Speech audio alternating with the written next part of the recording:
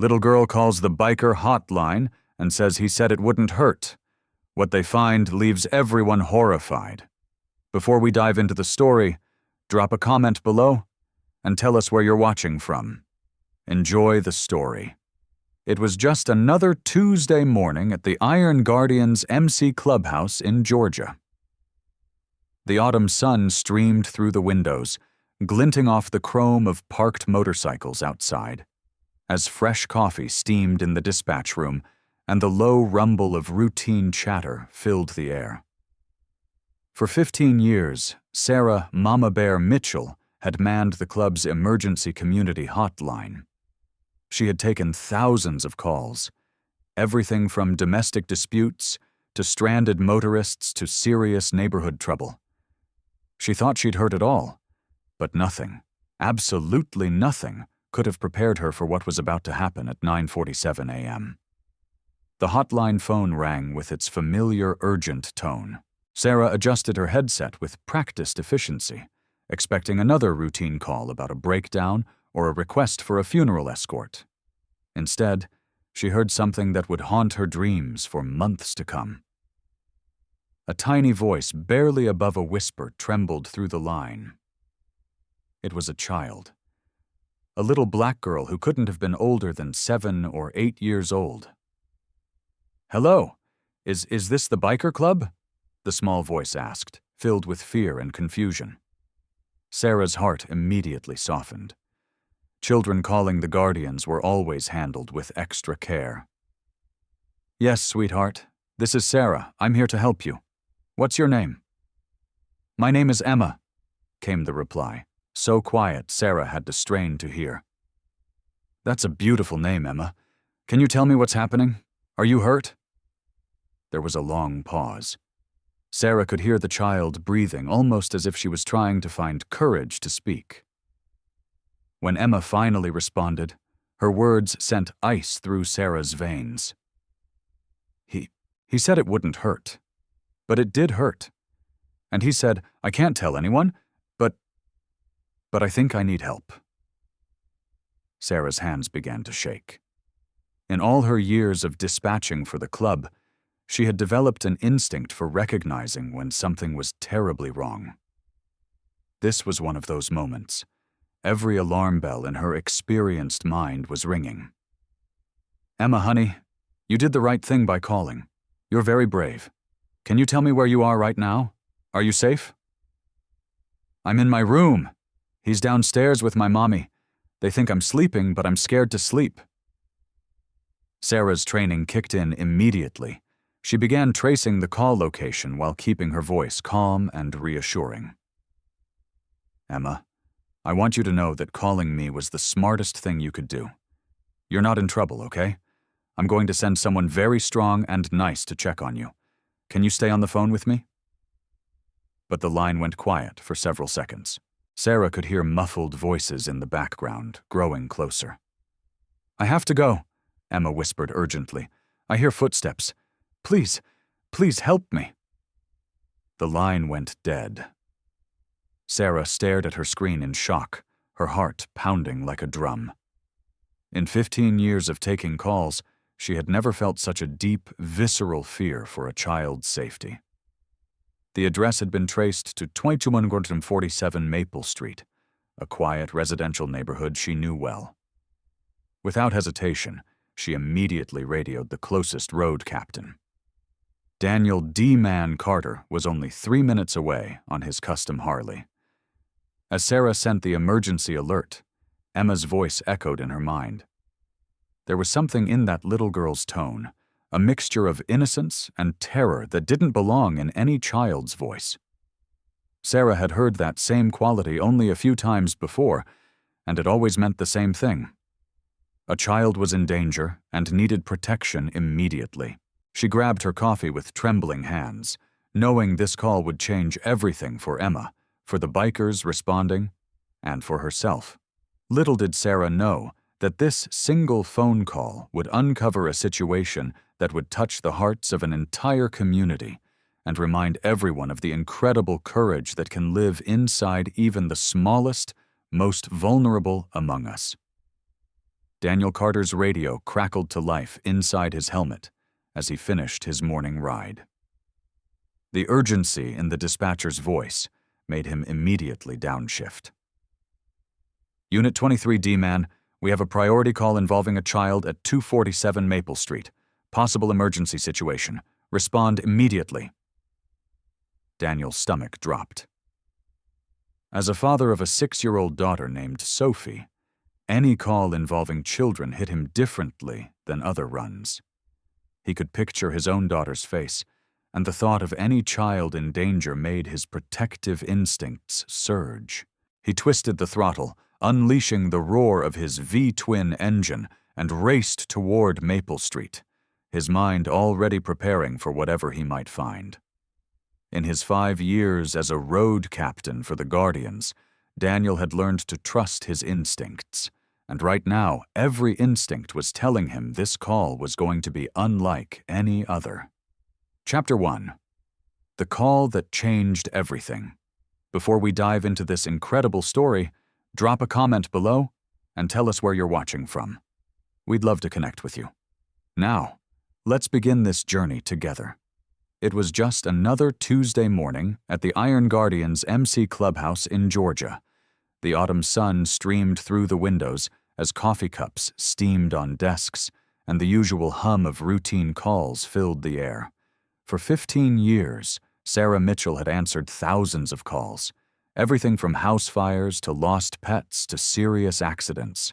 She thought she'd heard it all, but nothing, absolutely nothing, could have prepared her for what was about to happen. At 9:47 a.m., the hotline phone rang with its familiar, urgent tone. Sarah adjusted her headset with practiced efficiency, expecting another routine call. Instead, she heard something that would haunt her dreams for months to come. A tiny voice, barely above a whisper, trembled through the line. It was a child. A little black girl who couldn't have been older than 7 or 8 years old. "Hello, is this the biker club?" the small voice asked, filled with fear and confusion. Sarah's heart immediately softened. Children calling the Guardians were always handled with extra care. "Yes, sweetheart, this is Sarah. I'm here to help you. What's your name?" "My name is Emma," came the reply. So quiet, Sarah had to strain to hear. "That's a beautiful name, Emma. Can you tell me what's happening? Are you hurt?" There was a long pause. Sarah could hear the child breathing, almost as if she was trying to find courage to speak. When Emma finally responded, her words sent ice through Sarah's veins. He said it wouldn't hurt, but it did hurt. And he said, "I can't tell anyone. But I think I need help." Sarah's hands began to shake. In all her years of dispatch, she had developed an instinct for recognizing when something was terribly wrong. This was one of those moments. Every alarm bell in her experienced mind was ringing. "Emma, honey, you did the right thing by calling. You're very brave. Can you tell me where you are right now? Are you safe?" "I'm in my room. He's downstairs with my mommy. They think I'm sleeping, but I'm scared to sleep." Sarah's training kicked in immediately. She began tracing the call while keeping her voice calm and reassuring. "Emma, I want you to know that calling me was the smartest thing you could do.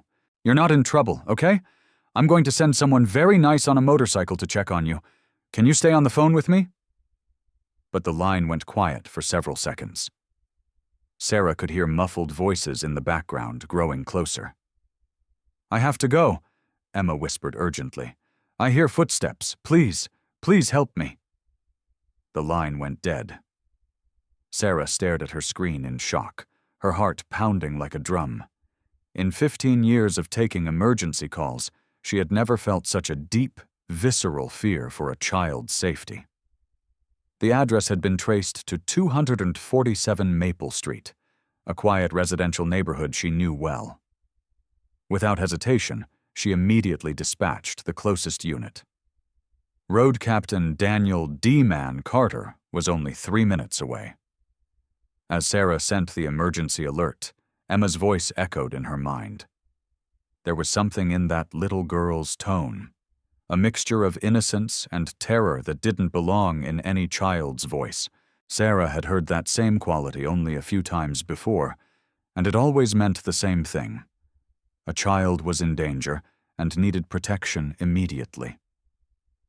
She grabbed her coffee with trembling hands, knowing this call would change everything for Emma, for the bikers responding, and for herself.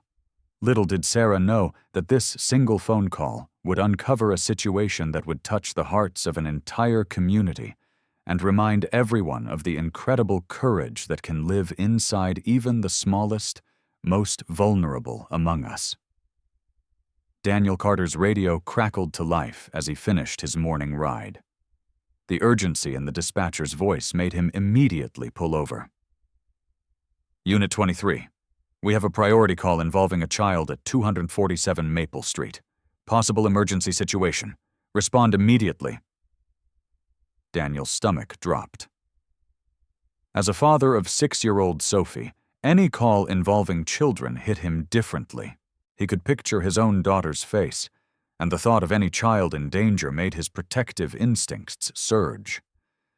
He flipped on his emergency flashers and raced toward Maple Street, the roar of his pipes announcing his arrival, his mind already preparing for whatever he might find.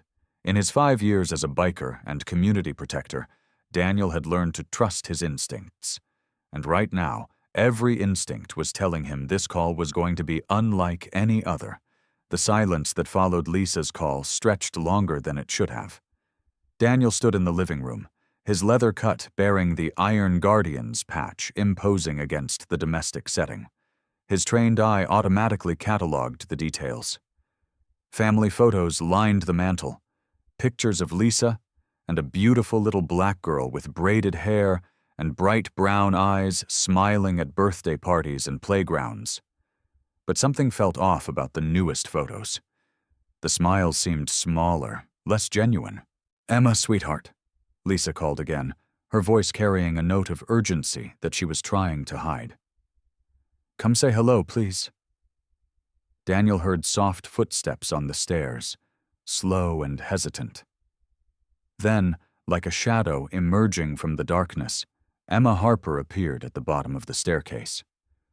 Daniel's heart immediately went out to this little girl. At 7 years old, Emma should have been bursting with energy and curiosity, especially when meeting a biker with a big motorcycle. Most kids her age were fascinated by the leather and the machines. Instead, she stood frozen at the edge of the room, clutching a worn teddy bear against her chest, like it was her only protection in the world. Emma's big brown eyes were the saddest Daniel had ever seen on a child. They reminded him of an old soul trapped in a young body, eyes that had seen things no 7-year-old should ever have to see. She kept her gaze fixed on the floor, as if looking directly at adults had become something dangerous. "Hi there, Emma," Daniel said in his gentlest voice, crouching down so his eye level matched hers, making sure his large frame wasn't intimidating. "I'm Daniel. I really like your teddy bear. What's his name?" Emma glanced up for just a split second before looking away again. Her voice was barely above a whisper. "Mr. Buttons, he keeps me safe." The way she said it broke Daniel's heart. This wasn't the playful imagination of a child talking about her favorite toy. This was a little girl who genuinely believed her stuffed animal was her protector because she didn't feel safe anywhere else. "That's wonderful that Mr. Buttons takes such good care of you," Daniel replied, noticing how Emma seemed to shrink even smaller when footsteps approached from the kitchen. A man's voice called out cheerfully, "Lisa, everything okay out there?" "Everything's fine, Marcus," Lisa replied quickly, but Daniel caught the way her entire body tensed when she heard his voice. Marcus Thompson entered the room with the kind of smile that was just a little too perfect. He was tall, well-dressed, and moved with the confidence of someone who was used to charming his way through any situation. But Daniel immediately noticed something that made his protective instincts flare.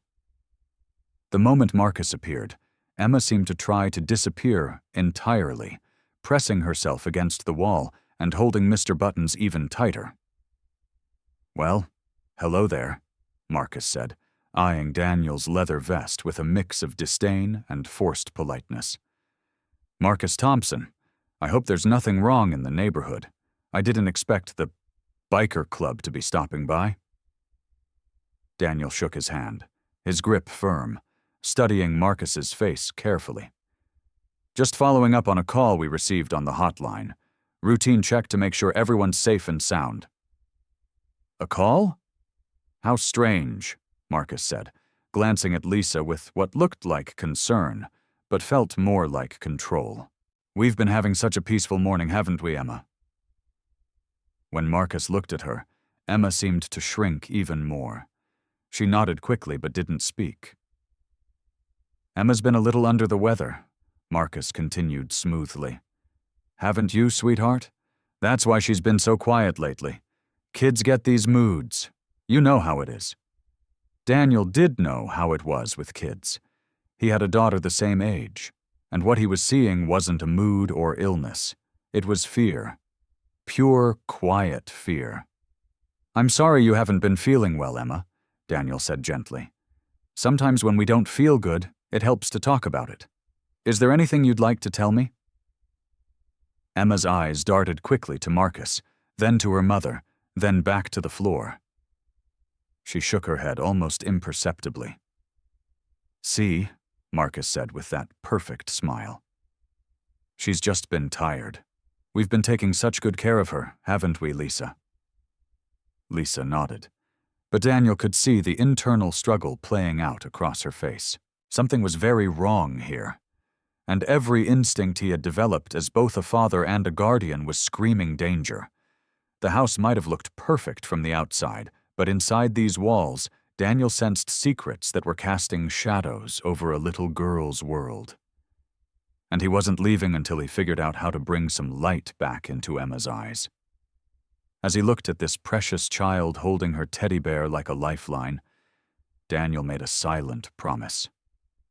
Whatever was making Emma afraid, whatever was stealing the joy from her childhood, he was going to find a way to help her. Because every child deserved to feel safe. Every child deserved to smile without fear. Daniel crouched down to Emma's level again, speaking in the same gentle tone he used with his own daughter, Sophie. "Emma, I bet Mr. Buttons has been with you for a long time. Does he help you when you feel scared?" Emma's grip on the teddy bear tightened, and for just a moment her eyes met Daniel's. In that brief connection, he saw something that made his heart ache. A little girl who desperately wanted to trust someone, but had learned that trusting could be dangerous. "He tells me secrets," Emma whispered so quietly that Daniel had to lean closer to hear her. "Good secrets, not scary ones." The distinction she made between good and scary secrets sent alarm bells ringing in Daniel's mind. Children Emma's age shouldn't need to categorize secrets that way, unless they'd been taught the difference through difficult experience. "That sounds very special," Daniel said softly. "Mr. Buttons must be a very good friend to share good secrets with you." Marcus, who had been watching this interaction carefully, stepped forward with what appeared to be concern, but felt more like intervention. "Emma's always been very imaginative," he said with a laugh that didn't reach his eyes.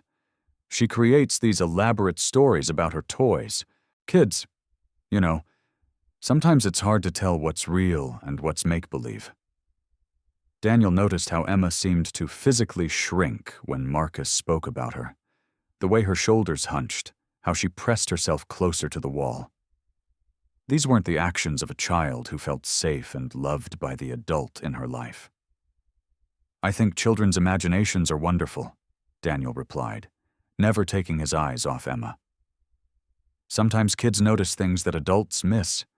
They're very smart that way." Emma looked up at him again, and this time Daniel saw a flicker of something. Hope. Recognition that someone might actually listen to her. "Emma's been having some trouble sleeping lately," Lisa said suddenly, her voice tight with worry. She keeps saying she has bad dreams, but we can't figure out what's causing them. Bad dreams can be really scary, Daniel acknowledged, speaking directly to Emma. Do you remember what happens in your dreams, sweetheart? Emma's eyes darted quickly to Marcus, then back to Daniel. She opened her mouth as if to speak, then closed it again. Daniel could see the internal struggle. A child who wanted to tell the truth, but had been taught that speaking up might bring consequences. Inside Emma's mind, she thought to herself, Mr. Buttons says I should tell someone, but what if something bad happens? What if they don't believe me like Marcus said they wouldn't? Sometimes, Emma began, her voice barely audible. Sometimes in my dreams, someone comes into my room when I don't want them to, and they say we're playing games. But the games don't feel fun. They feel wrong. The room fell into a heavy silence. Daniel's jaw tightened as he processed what Emma had just shared. Lisa's face went pale, and Marcus quickly stepped forward. See what I mean about her imagination? Marcus said, forcing a laugh. She watches too much television. I think kids these days see things on shows, and then think they're real experiences. But Daniel was watching Emma's face as Marcus spoke, and he saw something that confirmed his worst fears. Emma wasn't describing imagination or television shows. She was describing something real, something that was happening to her. And the fear in her eyes when Marcus dismissed her words was absolutely genuine. Emma, Daniel said carefully, when you have these dreams, do you ever try to tell someone about them? Emma nodded slowly. I tried to tell. She glanced fearfully at Marcus. But I was told that no one would believe me, that it was just our special secret, and if I told anyone, bad things might happen to Mommy. Lisa gasped audibly, and Daniel saw her hands begin to shake. The pieces of the puzzle were falling into place, and the picture they created was heartbreaking. Marcus's perfect composure finally cracked slightly. Emma, sweetheart, you know, we've talked about how sometimes you mix up dreams with real life. This biker doesn't need to hear about your nightmares. But Daniel was trained to recognize when a child was telling the truth about something serious, and every fiber of his being was screaming that Emma's dreams were not dreams at all. This precious little girl was trying to ask for help in the only way she knew how, by describing her reality as if it were something that happened while she was sleeping. Emma, Daniel said gently, you are very brave for talking about your dreams. Sometimes the best way to make bad dreams stop is to tell safe adults about them. Emma looked at him with those wise, sad eyes, and whispered, Do you think the bad dreams could really stop? I think, Daniel said, his voice full of determination, that there are a lot of people in my club who want to help make sure you only have good dreams from now on. Autant and down. Daniel could feel the atmosphere in the room shifting like storm clouds gathering before thunder. Marcus's carefully constructed charm was beginning to crack, and the man standing before him was revealing glimpses of someone far more calculating than the friendly boyfriend he pretended to be. Mr. Carter, Marcus said, his voice taking on a slightly sharper edge, I think you might be reading too much into a child's overactive imagination. Emma has always been sensitive, haven't you, sweetheart? When Marcus looked directly at Emma, something chilling happened. The little girl seemed to fold in on herself, becoming smaller and quieter, as if his gaze alone had the power to silence her. Daniel had seen this reaction before in his work with the Guardians. It was the response of someone who had learned that speaking up brought unwanted consequences. Actually, Mr. Thompson, Daniel said carefully, his hand resting near his belt, not in a threat, but in readiness. In my experience, children are often more honest about their feelings than adults give them credit for. Emma seems like a very smart little girl. Marcus's smile became tighter, more forced. Of course she's smart, That's exactly why she sometimes gets confused between what she sees on television and what's real. You know how kids are with their stories. But Lisa had gone very quiet, staring at her daughter with a new kind of awareness.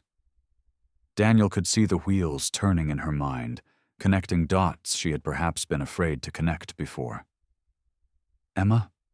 Lisa said softly, kneeling down beside her daughter. "When you have these dreams, can you tell Mommy where they happen?"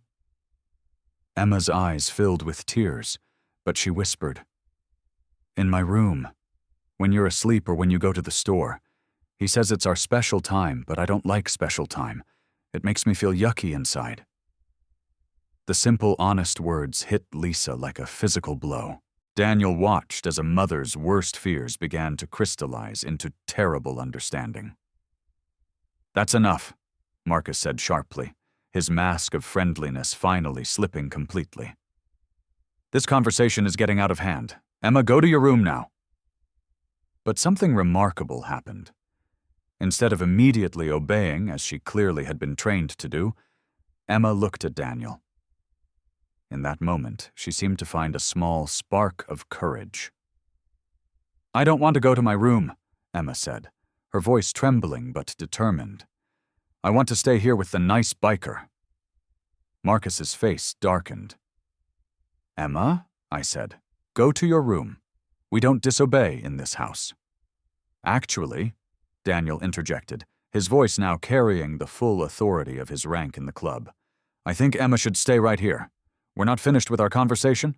The tension in the room was now thick enough to cut with a knife. Marcus realized that his careful control of the situation was slipping away, and Daniel could see him calculating his next move. "Listen, you biker thug," Marcus said, attempting to regain his composure. "I don't know what kind of ideas you're putting in this child's head, but we're a happy family here. Emma sometimes gets attention by making up stories. It's a phase kids go through." "Is it a phase, Emma?" Daniel asked gently, never breaking eye contact with the little girl. "Are these just stories you're making up?" Emma clutched Mr. Buttons closer and shook her head. "No," she whispered.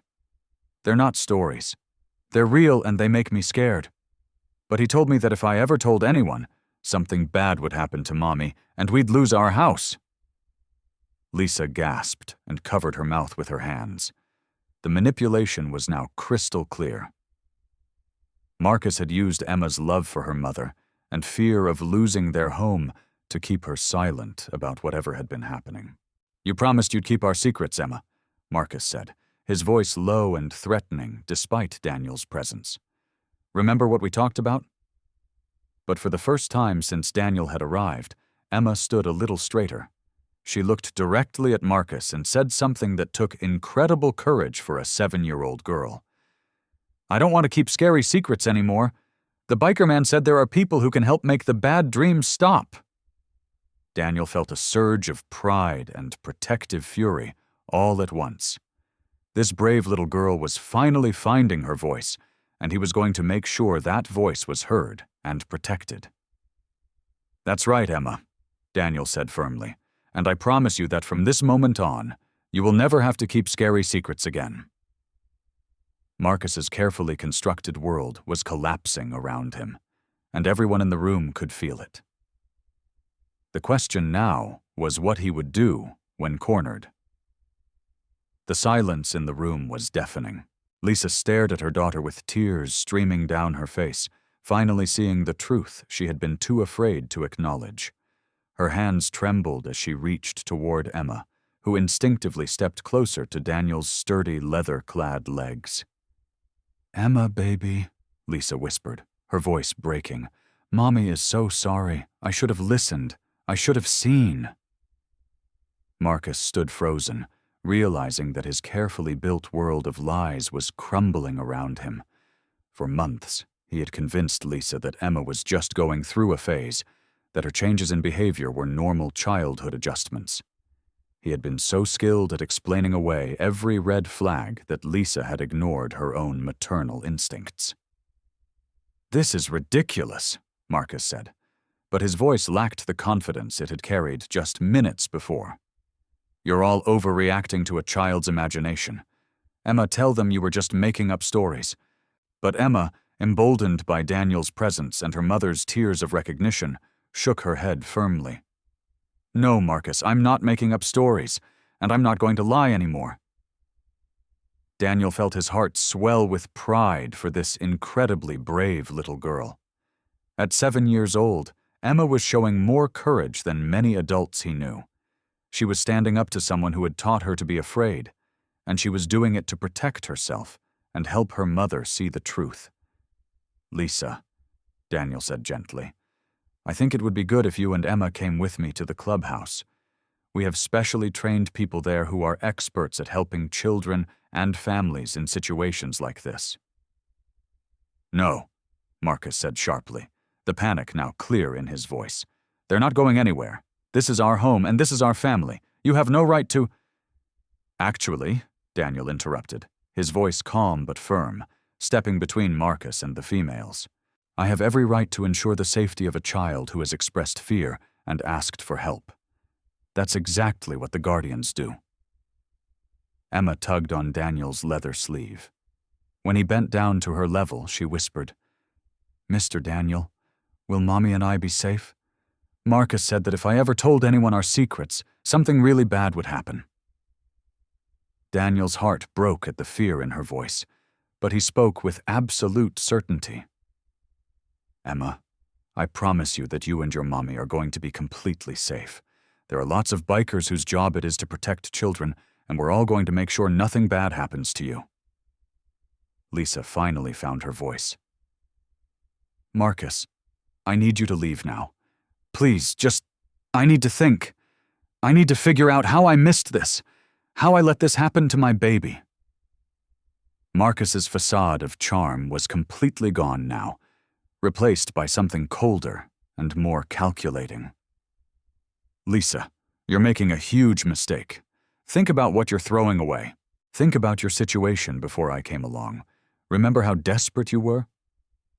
It was a cruel reminder of Lisa's vulnerability when they first met. She had been struggling financially, facing eviction, feeling like she was failing as a mother. Marcus had appeared like a savior, offering stability and security. But now she realized the true price of that security. I was desperate, Lisa said, her voice growing stronger. But I was never desperate enough to put my daughter in danger. I couldn't see it. I didn't want to see it. Daniel could see that Lisa was going through the agonizing process of realizing how the manipulation had worked. Marcus had slowly normalized inappropriate behavior, dismissed Emma's concerns, and isolated them from people who might have recognized the warning signs. Mrs. Harper, Daniel said compassionately, what's important now is that you're seeing clearly, and you're choosing to protect Emma. That takes tremendous courage. Emma walked over to her mother, and for the first time since Daniel had arrived, spoke in a voice that sounded like a normal 7-year-old. Mommy, I still love you. I was just scared to tell you because I didn't want you to be sad. Lisa knelt down and embraced her daughter, both of them crying, but for different reasons now. Lisa from grief and guilt, Emma from relief that the truth was finally out. I love you too, baby girl, Lisa sobbed. And I promise I will never let anyone hurt you again. Never. Marcus realized that he had lost complete control of the situation. His threats, his manipulation, his charm, none of it was working anymore. He was facing the collapse of everything he had built, and Daniel could see him weighing his options. This isn't over, Marcus said quietly. But Daniel was ready for whatever came next. As Marcus stormed out of the house, slamming the door behind him, Daniel immediately radioed for backup and requested the Guardian's support team to help Emma and Lisa. But what none of them knew was that their conversation had been overheard by someone who had been worried about this family for weeks. Mrs. Eleanor Walsh, 67 years old, lived in the house next door and had been watching the Harper family with growing concern ever since Marcus moved in 3 months ago. As a grandmother of 4 and a retired school teacher, Eleanor had spent 40 years learning to recognize when children were in trouble. Eleanor had been tending to her garden when she heard raised voices through the open window. When she saw Marcus leave the house looking angry and saw the massive Harley still parked outside, she knew something significant had happened. She knocked gently on the Harpers' front door carrying a plate of her famous chocolate chip cookies, the same ones that had comforted countless students over her teaching career. Daniel answered the door, his large frame filling the doorway, but Eleanor looked past him to see Lisa holding Emma on the couch.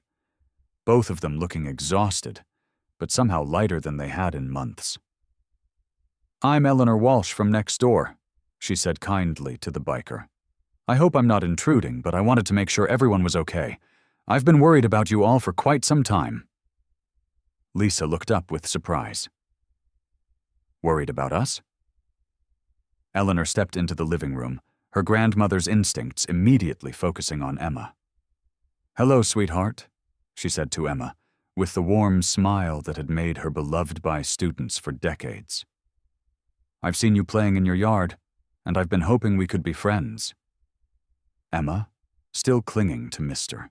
Buttons, looked at this kind lady with curiosity rather than the fear she had shown toward other adults recently. "Mrs. Walsh," Daniel said, "what exactly have you been worried about?"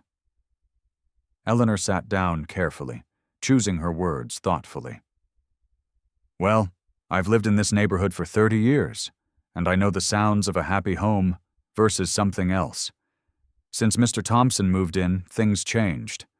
Emma stopped playing outside. I heard conversations that seemed tense late at night. And Emma," she looked directly at the little black girl, "you stopped smiling when you thought no one was looking." Emma's eyes widened. Someone had been watching out for her. Someone had noticed. "I kept telling myself it wasn't my business," Eleanor continued, "but my gut kept telling me that little Emma needed someone to care. I almost came over several times, but I wasn't sure how to help without overstepping." Lisa began to cry again, but these were different tears. "You mean other people could see that something was wrong? I thought I was hiding it so well. I thought I was protecting Emma by keeping things normal." "Oh, honey," Eleanor said gently, "sometimes when we're in the middle of a difficult situation, it's harder to see clearly. From the outside, I could tell that this precious little girl was carrying burdens too heavy for her small shoulders." Emma looked up at Eleanor with those big brown eyes. You were watching out for me." "I was, sweetheart, and I wished I had been braver about reaching out sooner. Sometimes adults make mistakes when they're trying to be polite instead of protective." Daniel was impressed by Eleanor's honesty and the way she spoke to Emma, not talking down to her, but treating her like the intelligent, perceptive child she was. "Mrs. Walsh," Emma said softly, "Marcus told me that if I told anyone our secrets, no one would believe me. He said grown-ups don't listen to kids." Eleanor's face hardened with determination. "Well, Emma, I'm here to tell you that was absolutely wrong. The right grown-ups always listen to children, especially brave children like you, who have important things to say." "What made you finally decide to come over today?" Lisa asked. Eleanor smiled.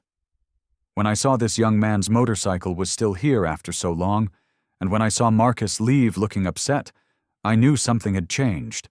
I hoped that maybe Emma had finally found the right person to listen to her."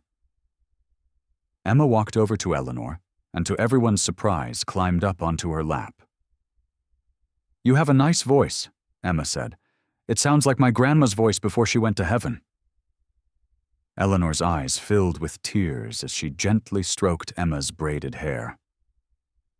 "Well, I would be honored to be like a grandma to you, if that would be okay with your mommy." Lisa nodded gratefully. "Emma hasn't trusted a new adult in months. This is wonderful." Daniel watched this scene unfold with a deep sense of hope.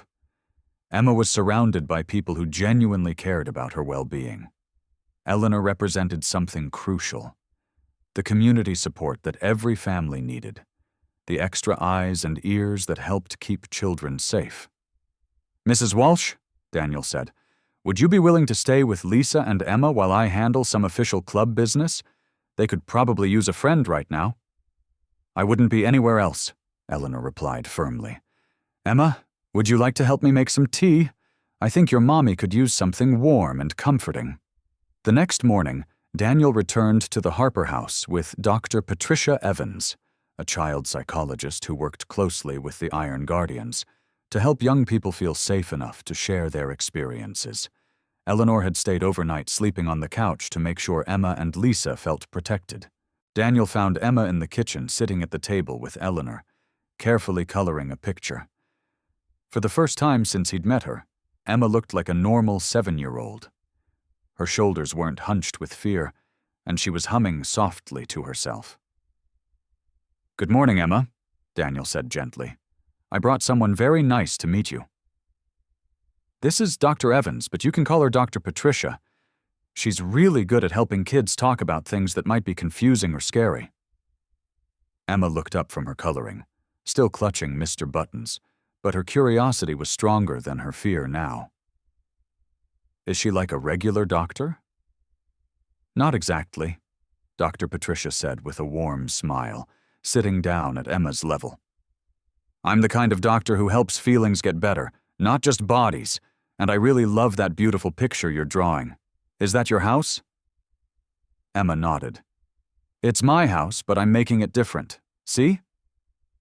She pointed to her drawing with a purple crayon. In my picture, there are happy colors everywhere, and no dark corners where scary things hide.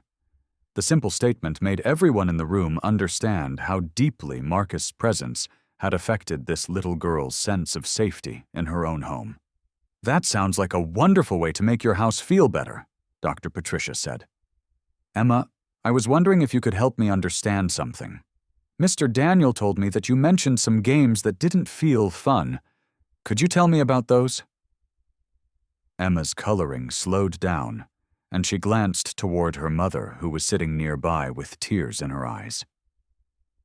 The games were supposed to be our special secret, Emma said quietly. Marcus said that all daddies play these games with their special girls, and that I was lucky because he chose me to be special. In Emma's mind, she thought. But Mr. Buttons always felt sad after the games, and I felt sad too. Why would special games make us feel bad? What made the games feel not fun, Doctor? Patricia asked gently. Emma put down her crayon and hugged Mr. Buttons tighter. They made my tummy feel yucky, and Marcus would say things like, "This is how we show love." But it didn't feel like the love Mommy gives me. It felt wrong. Like when someone tells you candy is good for you, but it makes you feel sick. Dr. Patricia nodded understandingly. That's a very smart way to explain it, Emma. Sometimes our bodies and our hearts know when something isn't right, even when someone tells us it should be okay. And Emma continued, her voice getting stronger. He told me that if I ever told anyone about our games, something terrible would happen to Mommy. He said we might lose our house and it would be all my fault. Lisa couldn't hold back her tears anymore. Oh, Emma, baby, none of that was your fault. None of it. You were trying to protect Mommy, but it should have been Mommy protecting you. Emma looked at her mother with those wise, sad eyes. I know that now, Mommy. Mrs. Eleanor and Mr. Daniel and Dr. Patricia all told me that kids shouldn't have to keep scary secrets to protect grown-ups. Daniel felt his heart break and heal at the same time. This incredible little girl had been carrying such a heavy burden, trying to protect her mother while being told that speaking the truth would cause disaster. Emma, Dr. Patricia said, you showed amazing courage by finally telling the truth, even when you were scared. That took real bravery. Will Marcus come back? Emma asked, the fear creeping back into her voice. Daniel knelt down beside her chair. Emma, I want you to know that the Guardians and the police work together on this. There are laws that protect children. Marcus is not allowed to come back here, and he's not allowed to contact you or your mommy. But what if he tries anyway? Emma whispered. Eleanor reached over and took Emma's small hand in her weathered one. Then he'll have to get through me first. And let me tell you, sweetheart, I may be old, but I'm tough as nails when it comes to protecting children." Emma actually smiled at that, the first real smile Daniel had seen from her. "You know what?" Emma said, picking up her purple crayon again. "I think I want to draw some more happy things in my house. Maybe some flowers in the windows and a big safe door that only lets nice people in." As Emma returned to her coloring with renewed focus, Dr. Patricia looked at Daniel and Lisa with hope in her eyes. This little girl was already beginning to heal, already starting to imagine a world where she felt safe and protected. The road ahead would still have challenges, but Emma had taken the most important step. She had found her voice, and she was using it to paint a brighter future. That evening, after Emma had fallen asleep in Eleanor's guest room, she was too afraid to sleep in her own house yet. Lisa sat alone with Daniel and Dr. Patricia in her living room. The weight of everything that had been revealed was crushing down on her like a mountain. "I need to understand," Lisa said, her voice shaking. "How did I miss this? How did I let this happen to my baby?" Dr. Patricia leaned forward with compassion in her eyes. "Lisa, what happened to Emma is not your fault. Marcus is a predator who specifically chose your family because you were vulnerable. He studied you, learned your weaknesses, and used them against you." Lisa picked up the framed photo of Emma from her first day of school, the one taken just before Marcus entered their lives. Emma's smile in that picture was radiant, carefree, full of joy and innocence. "Look at her," Lisa whispered, tears streaming down her face. "Look how happy she was, and then look at what she became. She stopped singing in the morning. She stopped asking me to read bedtime stories. She stopped being Emma." "When did you first notice the changes?" Daniel asked gently. Lisa closed her eyes, forcing herself to remember. "About 6 weeks after Marcus moved in. Emma started having nightmares, but he convinced me it was just adjustment to having a father figure in the house. When she became quieter, he said she was just maturing. When she stopped wanting to invite friends over, he said she was becoming more family-focused. The pattern was becoming clear. Marcus had an explanation for every red flag, and Lisa had wanted so desperately to believe in the stability he offered that she had accepted his interpretations. "I was working 2 jobs before Marcus came along," Lisa continued, her voice breaking. "Emma and I were about to lose this house. I was failing her in so many ways. When Marcus offered to help, when he seemed to care about both of us, I thought I was finally giving Emma the secure family she deserved." "But there were moments when you suspected something, weren't there?" Dr. Patricia asked carefully. Lisa nodded, her hands trembling as she held the photo tighter. "There was a night about 3 weeks ago. I came home from the grocery store, and Emma was sitting in the corner of the living room just staring at the wall. When I asked what was wrong, she said she felt confused about love. When I pressed her, Marcus quickly stepped in and said they'd been having a deep conversation about family relationships." "What did your instincts tell you in that moment?" Daniel asked. "That something was wrong," Lisa admitted. "But Marcus made me feel like I was being paranoid, like I was looking for problems that didn't exist. He said Emma was just processing having a father figure for the first time, and that I should trust his experience with children." Lisa stood up and walked to the window, looking across the yard to Eleanor's house, where her daughter was finally sleeping peacefully. "The worst part," she said, her voice barely above a whisper, "is that there was a part of me that knew, deep down, a mother's instinct was screaming that something was wrong. But I was so terrified of being alone again, so scared of losing our home that I convinced myself I was imagining things." Dr. Patricia's voice was full of understanding. "Lisa, financial predators often target single mothers specifically because they understand that fear. Marcus used your love for Emma against you. He made you believe that staying with him was protecting her when actually leaving him was the only way to truly protect her. How do I live with this? Lisa asked, turning back to face them with anguish written across her face. How do I live knowing that my fear of being poor put my daughter in danger? How do I look her in the eyes knowing that I chose my own security over her safety? Daniel stood up and placed a reassuring hand on Lisa's shoulder. You live with it by doing what you're doing right now. You're choosing Emma. You're facing the truth. No matter how painful it is, you're getting her help and you're getting yourself help to understand how this happened. But what if she never trusts me again? Lisa sobbed. What if she never forgives me for not protecting her? At that moment, they heard soft footsteps on the stairs. Emma appeared in the doorway, holding Mr. Buttons and wearing one of Eleanor's oversized t-shirts as pajamas. Mommy, Emma said quietly, I heard you crying. Are you sad because of me? Lisa immediately knelt down and opened her arms. Emma ran into them, and mother and daughter held each other as both of them cried. I'm not sad because of you, baby girl, Lisa whispered into Emma's hair. I'm sad because I didn't protect you the way a mommy should, and I'm so sorry. Emma pulled back and looked into her mother's eyes. Mommy, I don't want you to be sad. What happened wasn't your fault. Marcus lied to both of us. Patricia told me that sometimes bad people are really good at tricking grown-ups too. The wisdom and forgiveness in this 7-year-old's voice left everyone in the room speechless. I still love you, Mommy, Emma said simply. And now we both know the truth, so we can keep each other safe. 3 days had passed since Emma's brave phone call, but Sarah Mitchell couldn't stop thinking about that little girl's voice. Every time she closed her eyes, she heard Emma's whispered words. He said it wouldn't hurt, but it did.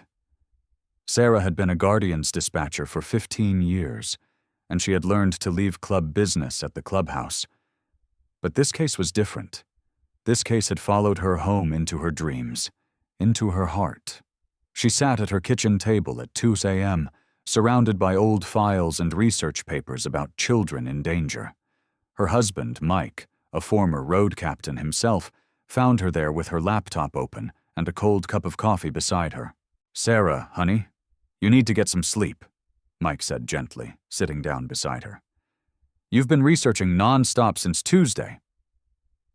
I can't shake it, Mike, Sarah said, her eyes red from exhaustion and emotion. That little girl called me for help, and I almost treated it like just another routine call. What if I hadn't traced the address fast enough? What if she hadn't been brave enough to call back? Mike looked at the papers scattered across their table, articles about recognizing signs of children in trouble, statistics about unreported cases, training materials for hotlines. But she did call, Mike reminded her, and you did help her. Carter told you that Emma is safe now. Sarah nodded, but her expression remained troubled. That's just it, though. How many other children are out there right now, wanting to call for help, but too scared to pick up the phone? How many voices like Emma's have I missed over the years? The weight of that possibility was keeping Sarah awake at night.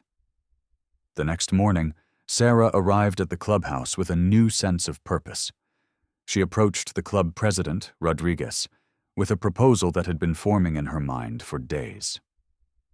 Prez, I want to start a special program, Sarah said, spreading her research across his desk. I've been reading about how children communicate differently when they're in trouble. They use code words. They speak in riddles. They talk about games and secrets instead of saying what's really happening. President Rodriguez looked through the materials with interest. What kind of program are you thinking about, Mama Bear? Training. Special training for all our hotline volunteers on how to recognize when children are trying to ask for help in ways that adults might not immediately understand. Emma called me and said, he said it wouldn't hurt, but it did. If I hadn't had good instincts that day, I might have missed what she was really telling me. That's a fascinating idea, Sarah. What would this training look like? Sarah had clearly thought this through. We bring in child psychologists like Dr. Evans, officers who specialize in protecting children, maybe even some brave adults who were willing to share their own childhood experiences. We learn to listen for the signals that kids send when they're scared, but can't say exactly what's wrong. President Rodriguez was impressed by Sarah's passion and thoroughness. "You know what, Sarah? Let's do it. Let's make this happen. The Guardians are about protecting the innocent. This is exactly what we do." Meanwhile, across town, Daniel was working with Detective Maria Santos, a police contact friendly to the club, to investigate Marcus's background more thoroughly. What they were discovering was deeply disturbing. "Daniel," Detective Santos said, looking up from her computer screen, "you need to see this. Marcus Thompson has lived in 4 different states over the past 8 years, and in each location, he was in a relationship with a single mother who had young children." Daniel felt his stomach drop. "Please tell me we're not looking at a pattern here." "I'm afraid we are. I've been in contact with departments in Tennessee, Alabama, and Florida. In each case, Marcus lived with families for 3 to 6 months before something happened that made him leave suddenly." "What kind of something?" Detective Santos pulled up more files. "In Tennessee, the mother noticed her 5-year-old daughter becoming withdrawn and fearful. When she started asking questions, Marcus disappeared overnight. In Alabama, a neighbor reported strange behavior, but by the time anyone investigated, Marcus was already gone. In Florida, a school counselor became suspicious, but again, Marcus had vanished before they could interview him." Daniel realized the horrifying truth. "He's done this before. Emma isn't his first victim." "I'm afraid not, and what's worse, because he always disappeared before formal charges could be filed, and because the children were too young or too traumatized to provide detailed testimony, he was never arrested." "Until now," Daniel said with determination. "Emma is braver than the other children were able to be, and this time he didn't run fast enough. The Guardians have eyes everywhere." Detective Santos nodded. "We need to contact those other families. Some of those children are older now, and they might be ready to speak about what happened to them. Emma's courage might give them the strength to come forward, too." As Sarah worked on creating her training program, and Daniel investigated Marcus's past, none of them realized that Emma's simple, brave phone call was about to become the key that unlocked justice, not just for her, but for other children who had been too afraid to speak. Sometimes it takes one small voice speaking truth to give permission for other voices to join the chorus. Emma's whispered call for help was becoming a symphony of courage that would echo far beyond Maple Street. Detective Maria Santos sat in her office, staring at a wall covered with photographs, documents, and maps connected by red string. It looked like something from a crime television show, but this was all too real. Each photo represented a family that Marcus Thompson had targeted, and the pattern was becoming clearer and more disturbing with every piece of evidence. Her phone rang, and the caller ID showed a long-distance number from Alabama. "Detective Santos," she answered. "Hello, this is Detective Jennifer Clark from Birmingham PD. I understand you're investigating Marcus Thompson." Maria's pulse quickened. "Yes, we are. He's been arrested here in Georgia. What can you tell me about his time in Alabama?" "Well, that's just it," Detective Clark said. 3 years ago, we had a case involving him and a family named the Washingtons. Single mother, 8-year-old daughter named Chloe. The mother, Angela, started noticing changes in her daughter's behavior. But before we could complete our investigation, Marcus disappeared." "What kind of changes?" Maria asked, already knowing the answer would sound familiar. "Chloe became withdrawn, started having nightmares, stopped playing with friends. Angela said that whenever she tried to talk to Marcus about it, he had explanations for everything. He convinced her that Chloe was just adjusting to having a father figure." Maria felt sick. The pattern was identical to what had happened with Emma and Lisa. "Detective Clark, would Angela and Chloe be willing to speak with us now? We have a strong case against Marcus here, and their testimony could help ensure he never hurts another child." There was a pause on the other end of the line. "Actually, Detective Santos, that's why I'm calling. Angela saw the news story about your case on social media. She called us yesterday saying that Chloe, who's 11 now, has been asking if she could tell someone about what happened with Marcus. Angela's been waiting for the right moment, the right opportunity to help her daughter find closure." Maria's heart began to race with hope. Would they be willing to testify? Angela said that seeing that little girl, Emma, have the courage to speak up gave Chloe the strength to want to tell her story, too. Yes, they want to help. After hanging up, Maria immediately called Detective Sarah Williams in Florida. "Detective Williams, this is Maria Santos in Georgia. I believe we spoke about Marcus Thompson." "Oh yes, the case with the Harper family. How can I help?" "We're building a much larger case now. We've heard from Alabama, and I suspect Florida might have a similar story." Detective Williams sighed heavily. "We do. The Morales family, single mother named Carmen, 7-year-old twin boys. Same pattern. Marcus lived with them for about 4 months before Carmen's sister became suspicious and started asking questions. Marcus left town the next day." "Are the boys older now? Would they be able to speak about what happened?" "The twins are 10 now, and Carmen has been working with a family therapist since Marcus left. The boys have actually been asking their mother if they did something wrong to make Uncle Marcus's leave so suddenly. Carmen has been trying to find a way to explain what happened in a way they could understand." Maria realized that Marcus's sudden departures had left the children confused and blaming themselves, adding another layer of trauma to what they had already endured. "Detective Williams, we have something that might help those boys understand it wasn't their fault. We have a 7-year-old girl named Emma who was brave enough to call for help, and her courage is inspiring other children to speak their truth too." Meanwhile, across the country in Tennessee, Rebecca Martinez was reading about Emma's case on her phone, while her 12-year-old daughter Sophia did homework at the kitchen table. Rebecca's hands were shaking as she read the details. The description of Marcus, the way he targeted single mothers, the manipulation tactics. It was all horribly familiar. "Mom, what's wrong?" Sophia asked, looking up from her math assignment. Rebecca had been dreading this conversation for 4 years, but seeing Emma's courage in the news made her realize it was time. "Sophia, do you remember Marcus, the man who lived with us when you were 8?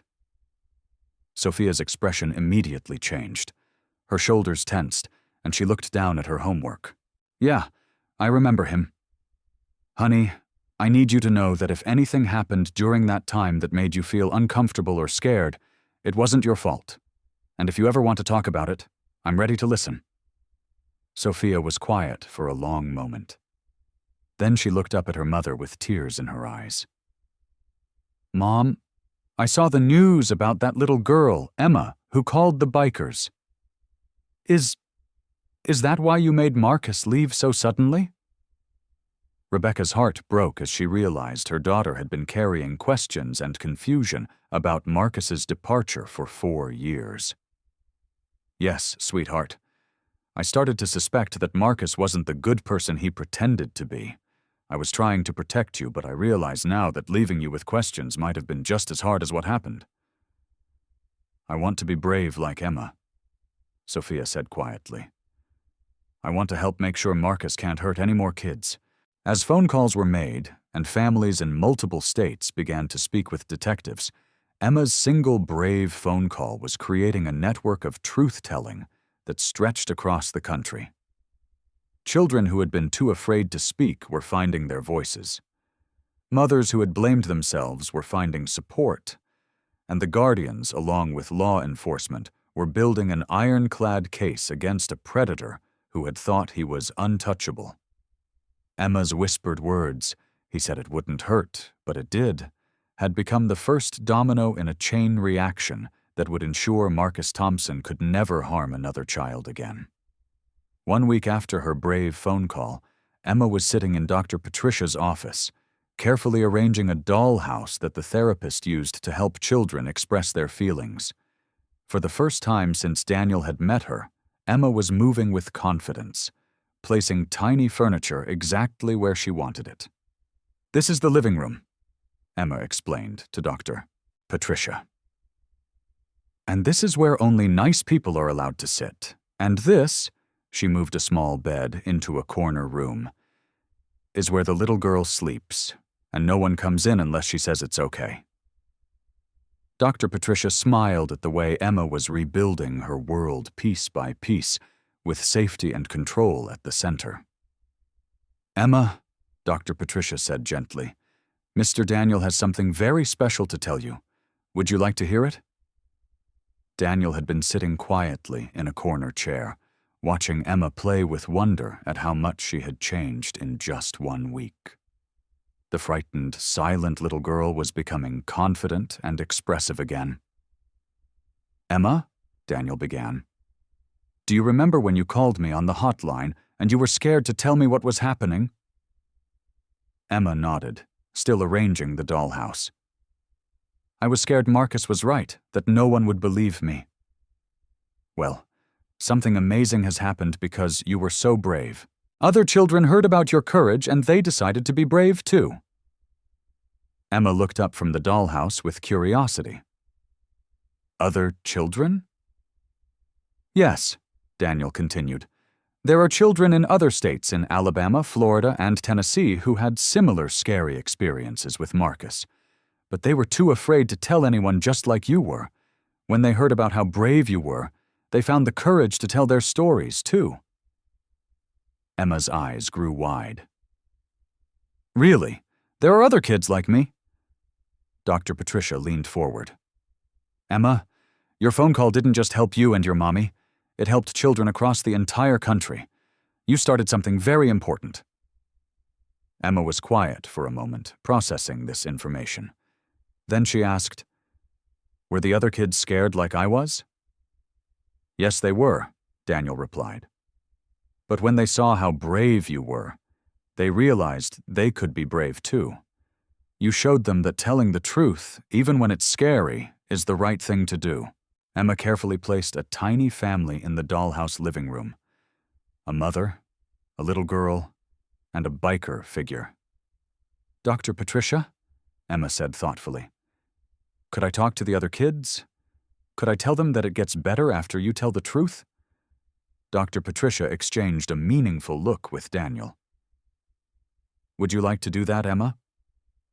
"Yes," Emma said with surprising determination.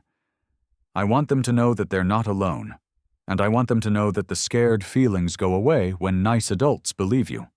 A few days later, with the help of Dr. Patricia and the other therapists working with Marcus victims, Emma participated in a special video call with Chloe from Alabama, the twins from Florida, and Sophia from Tennessee. At first, all the children were shy, but Emma spoke first. "Hi, everyone," she said, holding Mr. Buttons. "My name is Emma, and I'm the one who called the bikers. I want you to know that I was really, really scared, too."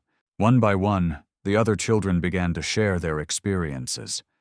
They talked about feeling confused, about being told to keep secrets, about wondering if what happened was their fault. "It's not our fault," Emma said firmly, sounding wise beyond her 7 years. "Marcus lied to all of us. He told me that no one would believe me, but that was a lie, too. Lots of people believed me, and they believe all of you, too." Chloe, now 11, spoke up. "Emma, thank you for being brave first. I don't think I could have told my story if you hadn't shown me how." "We are all brave now," Emma replied. "And Marcus can't hurt any more kids because we told the truth." After the video call ended, Emma turned to Dr. Patricia with a question that showed how much she had grown. "Dr. Patricia, do you think other kids who are scared right now will hear about us and know they can ask for help too?" "I think they will, Emma. I think your courage is going to help children for a very long time." Emma smiled, not the scared, hesitant smile she had worn for months, but a genuine, confident smile of a child who knew she had made a difference. "Good," she said simply. "Every kid should feel safe." As Emma returned to playing with her dollhouse, arranging and rearranging it until it felt perfectly safe, Daniel and Dr. Patricia watched in amazement. This little girl, who had whispered fearfully into a phone just 1 week ago, was now a beacon of hope for children across the country. Emma had discovered something that many adults never learn. That speaking truth, even when it's scary, has the power to change the world. And sometimes the smallest voices carry the most important messages. 2 months after Emma's brave phone call, the courtroom was filled with people who had come to support her and the other children. Emma sat between Lisa and Eleanor, wearing her favorite purple dress and holding Mr. Buttons tightly. But the most striking sight was the back of the courtroom. 24 members of the Iron Guardians MC stood in silent solidarity, their leather cuts a wall of protection for the families. Daniel looked across the room at Marcus, who no longer carried himself with the charm and confidence he had once used to manipulate families. Facing the testimony of 5 brave children from 4 different states, and intimidated by the silent vigil of the bikers, his mask had completely fallen away. The prosecutor, Miss Jennifer Walsh, approached Emma's witness stand with gentle respect. "Emma, you don't have to be afraid. Just tell us about the phone call you made." Emma's voice was clear and strong. "I called the Guardian hotline because I needed help. Marcus was doing things that made me feel scared and confused, and he told me no one would believe me. But Mr. Daniel and Sarah believed me right away." "What gave you the courage to make that call?" Emma thought for a moment, then smiled slightly. "Mr. Buttons? He helped me remember that telling the truth is always the right thing to do, even when it's scary." When Ms. Walsh asked if she saw the person who had scared her in the courtroom, Emma looked directly at Marcus without fear. "Yes, that's him. But I'm not scared anymore because I know he can't hurt me or any other kids now." Marcus's lawyer tried to suggest that Emma was confused or influenced by adults, but Emma's clear, honest answers never wavered. When Chloe, the twins, and Sophia testified via video link, their stories created an undeniable pattern of truth. After 3 days of testimony, the jury took only 2 hours to reach their verdict. Marcus Thompson was found guilty on all charges. He would spend the next 20 years in prison, ensuring he could never target another family. As the judge read the verdict, Emma squeezed Mr. Buttons and whispered, "We did it. We kept other kids safe." 6 months later, Emma's life had transformed completely. She was back to being the joyful, curious 7-year-old she had always been meant to be. She laughed loudly, asked endless questions, and had made 3 new friends at school. Lisa had completed therapy and found a new job at a non-profit organization that helped families in crisis. "I want to help other mothers trust their instincts," she told Daniel. "I want them to know it's never too late to choose their children's safety." Eleanor had officially become Emma's honorary grandmother, teaching her to bake cookies and tend the garden. Their houses were connected by a well-worn path through the backyard, and Emma spent most afternoons after school in Eleanor's kitchen, doing homework and sharing stories about her day. Sarah's training program had been implemented in biker helplines across Georgia, with plans to expand nationwide. She had received letters from dispatchers in other states sharing stories of children they had been able to help because of the new training. "Emma," Sarah said during a visit to the clubhouse, "your phone call is still helping children every single day. We all now know how to listen for the special ways kids ask for help." Dr. Patricia continued working with Emma, but their sessions now focused on building confidence rather than healing trauma. "Emma," she said, "you've become one of the strongest people I know. What you did took real heroism." Daniel had been promoted within the club to oversee their child advocacy outreach.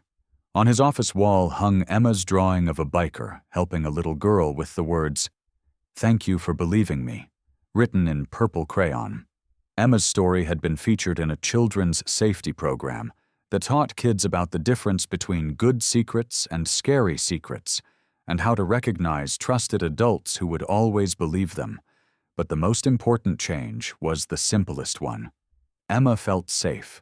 She slept peacefully in her own room, played freely in her yard, and trusted the adults in her life completely. 1 year after her phone call, Emma stood in front of a group of bikers, social workers, and child advocates who had gathered to learn about her case. At 8 years old, she had become an accidental hero, but she wore that title with humble grace. "When I called the hotline," Emma said, holding Mr. Buttons and speaking into a microphone, "I was really scared, but I learned that when kids tell the truth, amazing things can happen." She paused and looked around the room, seeing the leather vests and kind faces.